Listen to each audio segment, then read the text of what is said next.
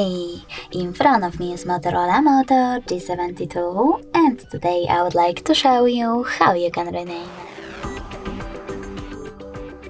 Begin with opening settings, then scroll all the way down and tap on About Phone at the bottom.